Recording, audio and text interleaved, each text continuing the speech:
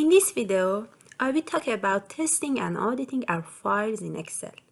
Part 1 is about cross-checking the values in a different table and checking the dependence and precedents. Hello, this is Zinat and I'm so delighted to talk about another useful topic in Excel at the testing stage of our work, which is about testing and auditing the workbook and worksheets.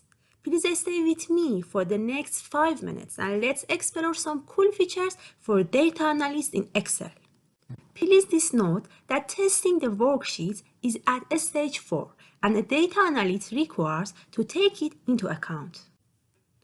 We cross-check the formula. For cross-checking the formula, one way is to look for the total values in different tables. For example, let's check the total values in two different tables, one showing the sales by agent and another one sales by region. First, let's check the total sales in 2022.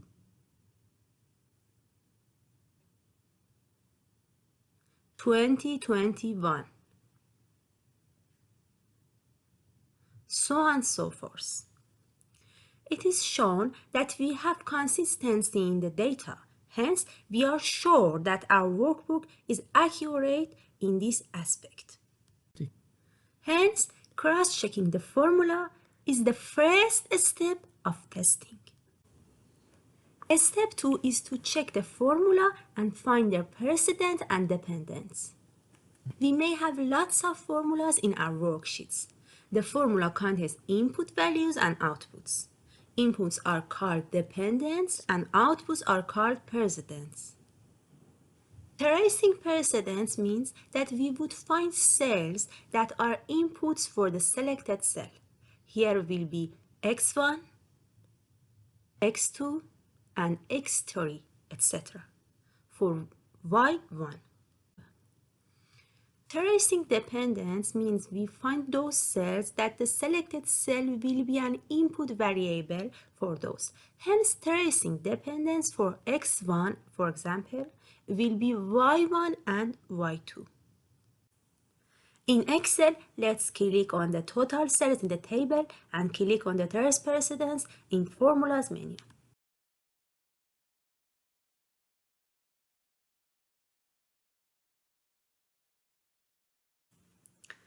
It shows that all the values in the column are summed up and the total value is shown here.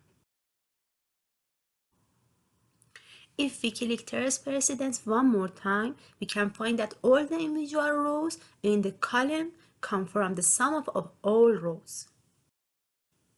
Here, we can check whether all relevant columns have been considered or not. If I click trace precedent one more time, then we can find that all the values come from another worksheet. This shows that nothing is a static value in our table and everything is dynamic. Right, to remove all these arrows, we simply click on remove arrows. That's it. Now, let's click on one of the cells in the table and click on trace precedence. It shows that the value comes from the combination of 3 elements. 2 are in this worksheet as shown with solid arrows and another one comes from another worksheet, a dash arrow. Clicking on this dash arrow, a window pops up and we can see the other inputs in the worksheet. Double-clicking on each item will direct us to reference value or column.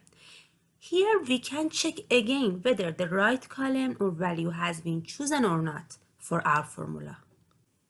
Now, to find the cells that use our selected cell, we click on trace dependence. For example, let's do that for one cell in the table and see where this cell is used for.